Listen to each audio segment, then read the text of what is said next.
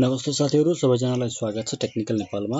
र साथीहरु, आजको यो भिडियोमा चाहिँ हामीले कुरा गर्नेछौं बिटलीको बारेमा चाहिँ। र यदि तपाई चाहिँ कुनै पनि एउटा लामो लिंकलाई चाहिँ तपाईहरुले चाहिँ छोटो लिंकमा चाहिँ सर्ट गर्न चाहनुहुन्छ भने तपाई बिटलीको युज गर्न सक्नुहुन्छ। जस्तो फर एक्जाम्पलको लागि म तपाईलाई यहाँनिर गुगल क्रोम खोलेर देखाउँछु। जस्तो गुगल क्रोम खोलेको छु, मानौ यहाँनिर म युट्युब खोल्छु।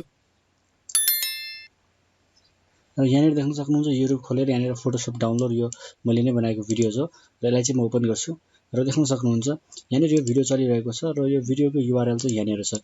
तपाईहरु देख्न सक्नुहुन्छ https://youtube.com/watch। यो चाहिँ यति धेरै लामो यसको यो भिडियोको चाहिँ लिंक रहेको छ। यदि यो भिडियोको लिंकलाई मैले राइट दाबेर कपी गरेर जहाँ कहीँ लगेर पनि यानी यो अर्को ब्राउजर खोल्छु म। यहाँनिर देख्न सक्नुहुन्छ यो चाहिँ माइक्रोसफ्ट एज खोलेको छु।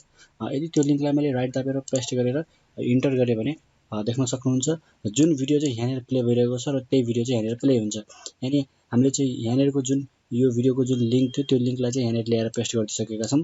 र अब त्यस्तै र साथीहरु, यो लिंकलाई चाहिँ तपाईहरुले यदि सर्ट गर्नु पर्यो, जस्तो अब यहाँनिर चाहिँ म न्यू ट्याबमा गएर तपाई चाहिँ त्यसको त्यो लिंकलाई चाहिँ तपाईले छोटो गर्न चाहनुहुन्छ भने bit.ly यसरी यहाँनिर bit.ly बिटली लेखेर चाहिँ यसरी सर्च गर्नुस् र तपाईहरुले यहाँनिर bitly.com यहाँनिर डाइरेक्ट टाइप पनि गर्न सक्नुहुन्छ।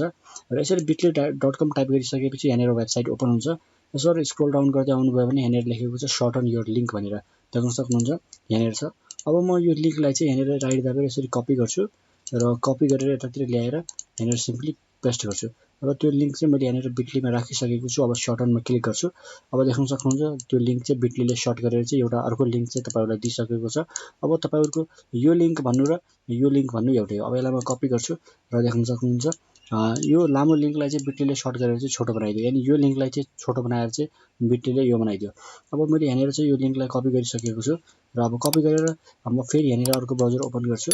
यहाँनिर राइट दाबेर फेरि त्यही पेस्ट गर्छु। अब देख्न सक्नुहुन्छ त्यो यो हाम्रो यो लिंकबाट पनि हाम्रो यही भिडियो ओपन भएको थियो भनेपछि अब यो भिडियोबाट पनि देख्न सक्नुहुन्छ यही चाहिँ के भइसकेको छ, भिडियो ओपन भइसकेको छ। यानी यहाँनिर देख्न सक्नुहुन्छ त्यही लिंक चाहिँ आइसकेको छ।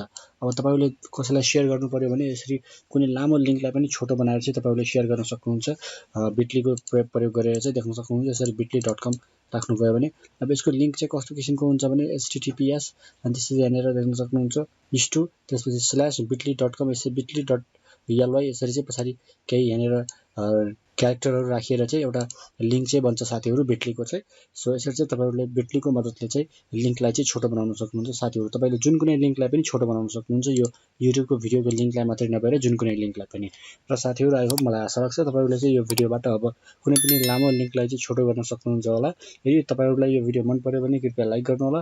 च्यानलमा पहिलो पटक आउनु भएको थियो भने कृपया सब्स्क्राइब गर्नु होला। So thank you so much. अर्को भिडियोमा भेट्ने छौं। Take care, good by.